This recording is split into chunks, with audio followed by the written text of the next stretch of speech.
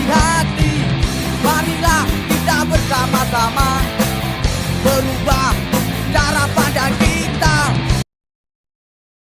Mas, belakangan ini Indonesia itu gempar dengan sebuah kasus yang sebenarnya sudah terjadi lama. Kasusnya sudah inkrah sebenarnya putusannya, tapi digali lagi saat ini karena munculnya sebuah film yang banyak banget sekarang ditonton. Nah, ini tentang kasus pembunuhan vina, Mas. Nah, kalau kita sebagai pengacara kan juga kita bisa menerka-nerka ya dari putusannya, karena kan dari beberapa putusan hanya ada satu yang bisa diriatkan. Nah, menurut saya gimana nih Mas setelah menyimak isi putusannya, dan bagaimana nih reaksi publik atas kasus ini, Mas? Ya, baik.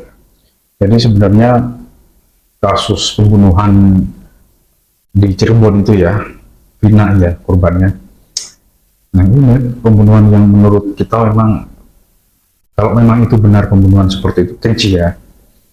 Hanya saja kemudian diangkat menjadi sebuah film bergenre horor ya.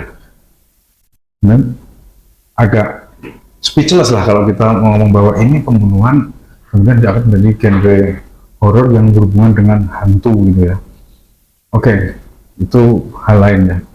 Hanya saja kalau memang perkara atau kasus ini diangkat menjadi sebuah film dan kemudian memang nantinya berhasil menguak kalau memang ada ketidakbenaran di dalam proses penyelesaian kasusnya, baik itu proses pengadilannya maupun proses sebelum-sebelumnya di proses penyelidikan dan seterusnya, ya itu bagus. Tetapi kalau kemudian itu hanya untuk mencari keuntungan saja, saya kira itu ironi ya begitu. Tetapi kalau kita bicara tentang kasusnya, kemudian putusan pengadilannya, kita juga harus melihat bahwa beberapa tersangka kemudian menjadi terdakwa yang akhirnya pun menjadi terpidana, putusannya ini sudah memiliki kekuatan hukum tetap atau inkrah gitu kan, dengan hukuman tinggi ya, seumur hidup, kecuali yang anak-anak. Ada salah seorang terdakwa anak-anak yang putusannya tentu dia tidak boleh diputus tinggi karena memang masih anak-anak. Karena masih anak-anak gitu. Yang lain tinggi ya, seumur hidup kan. Nah, seumur hidup ini saya kira putusan yang tinggi dan berat gitu kan. Nah, apakah putusan ini sudah diambil dengan adil atau tidak? Nah begitu. Jadi itu yang perlu kita lihat, karena di luar sana nih masyarakat di media sosial ini hampir tiap hari membicarakan hal itu kan, memberitakan hal itu, mengpost, repost, membagikan dan seterusnya. Padahal kita belum tahu nih kebenarannya, kan begitu. Ada yang mengatakan bahwa ini putusan ini tidak adil, ini peradilan yang sesat ini, dan seterusnya.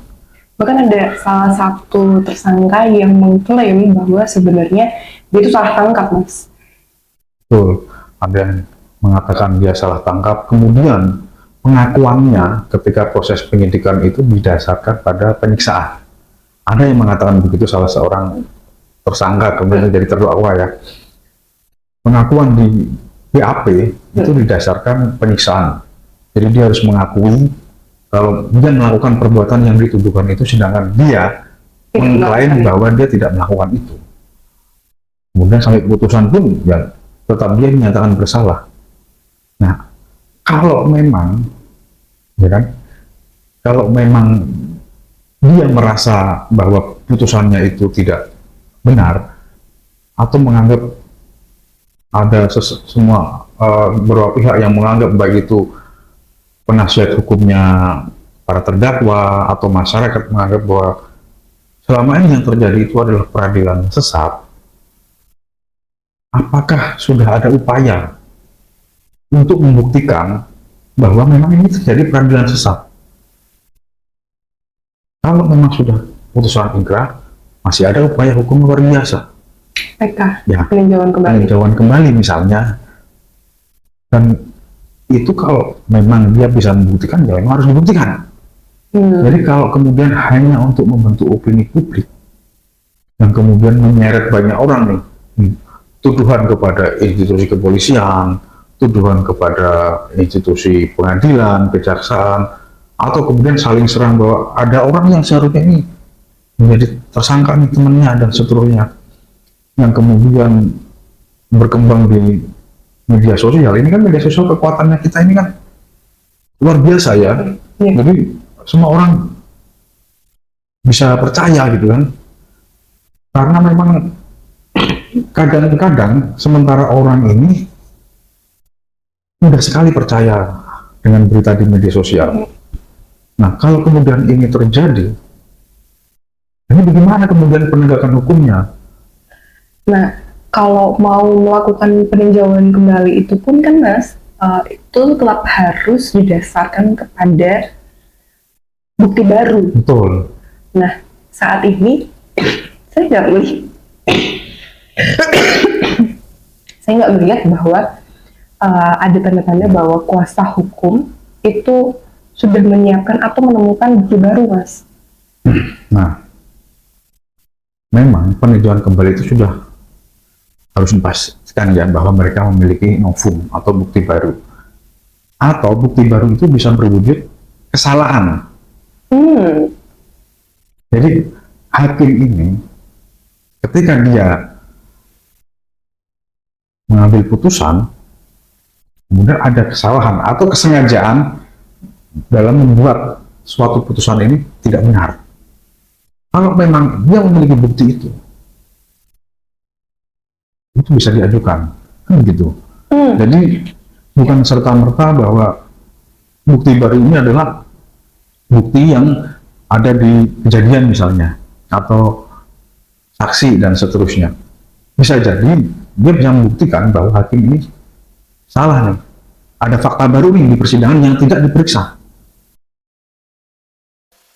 Sebelum kita lanjutkan pembahasan selanjutnya, jika Anda ingin melakukan konsultasi hukum dengan kami, bisa datang ke kantor kami atau hubungi alamat email kami.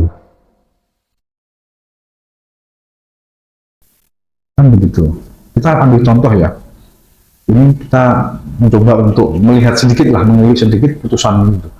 Di dalam putusan kasasi, ada banding dan kasasi kan begitu. Hampir sama kayaknya, menguatkan kan begitu. Menguatkan dari putusan tingkat pertama di Pengadilan Negeri Cirebon ya. Iya, menguatkan. Menguatkan. Jadi ada di sana itu di dalam pertimbangan hukumnya bahwa telah terjadi tindak asusila kepada korban secara paksa kan begitu. Secara paksa, asusila terhadap korban secara paksa. Tetapi di putusan itu juga ada bukti otopsi yang tidak ditemukan adanya perlukaan. Tidak ditemukan adanya luka di kemaluan korban. Namun ditemukan adanya sperma. Nah, hanya ditemukan sperma. Sedangkan kita tidak tahu karena tidak ada pemeriksaan lebih lanjut terhadap sperma tersebut, itu milik siapa, itu milik siapa. Kalau memang terjadi persetubuhan secara paksa yang dilakukan berkali-kali oleh banyak orang, sewajarnya ada luka, kan begitu. Tetapi di sana tidak ditemukan luka di otopsinya. Itu juga saya kira perlu dikaji kan begitu. Kalau memang penasihat hukum para terdakwa ini merasa ini tidak benar ini, coba saja itu. Kalau memang itu dijadikan novum begitu. Entah itu novum atau pertimbangan lain, itu nanti penasihat hukumnya kan begitu. Kalau memang itu adalah bisa dijadikan novum bahwa hakim tidak benar dalam mengambil putusan, ya itu disampaikan saja kan begitu. Karena selama ini yang dipercaya masyarakat itu ada persetubuhan secara paksa terhadap korban, karena di dalam pertimbangan hukumnya pun ada. Dan itu juga yang disampaikan oleh temannya si korban ketika mengaku atau Bahwa dia dia dianggap dirasuki atau kesurupan kan begitu. Sedangkan di dalam hukum kesurupan itu tidak ada. Yang ada adalah keterangan saksi atau ahli kan begitu. Nah, saksi itu siapa? Saksi tentu yang ada di tempat kejadian, melihat, mendengar, dan merasakan. Mendengar, gitu. Kan begitu. Jadi sendiri, bukan kemudian hasil dari bisikan makhluk yang tak kasat mata itu tidak ada.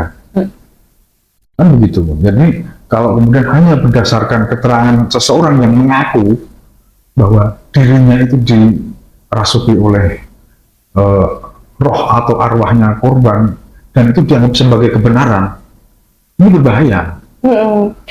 Dan sebenarnya sedikit prihatin Mas, saya melihat kasus Vina ini semakin bergulir ke sini, itu opini publik dengan menerka sisa dari tersangka ya yang melakukan pembunuhan terhadap Vina ini semakin menjadi-jadi.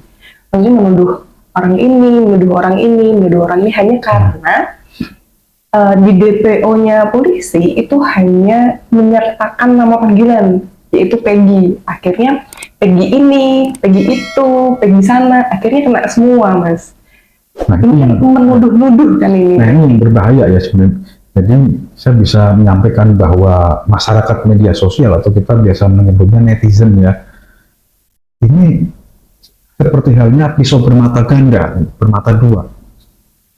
Satu sisi dia punya peran agar suatu kasus ini bisa terkuat. Dia punya peran besar untuk menekan pihak kepolisian, pihak negara agar suatu kasus yang selama ini dianggap tertutup atau tidak jelas atau tidak memiliki penyelesaian yang adil itu bisa terbuka. Tetapi di sisi lain dia juga punya kekuatan yang menghancurkan.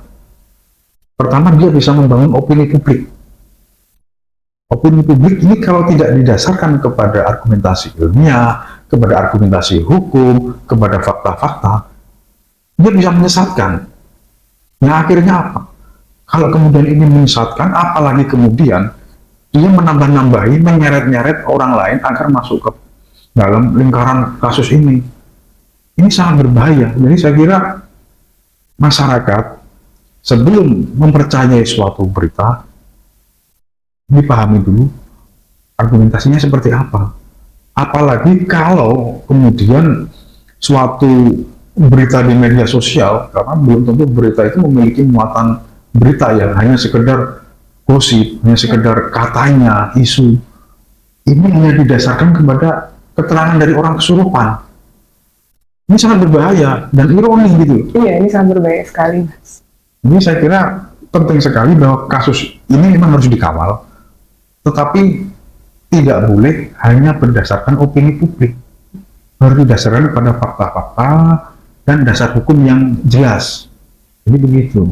Iya. Jadi kita jangan sampai kemudian terseret masuk ke dalam belantara opini, belantara asumsi yang selama ini tidak berdasarkan pada fakta-fakta dan dasar hukum yang jelas.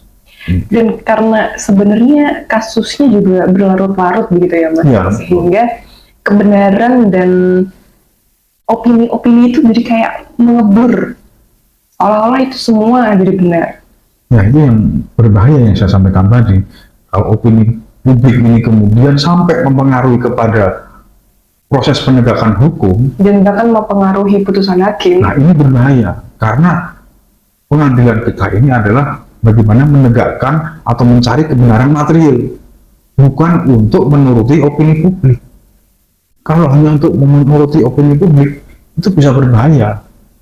Jadi Karena yang terjadi malah justru peradilan sesat ya. iya, Mas. dan justru nanti terjadi peradilan sesat. Jadi putusan pengadilan itu hanya untuk menuruti keinginan publik. Keinginan keadilan publik. Ya. Karena publik mengira bahwa suatu putusan itu tidaklah adil seperti yang mereka inginkan. Ya, jadi putusan itu bukan hasil dari keinginan, tetapi memang bagaimana kebenaran material itu bisa diungkap di dalam proses pengadilan.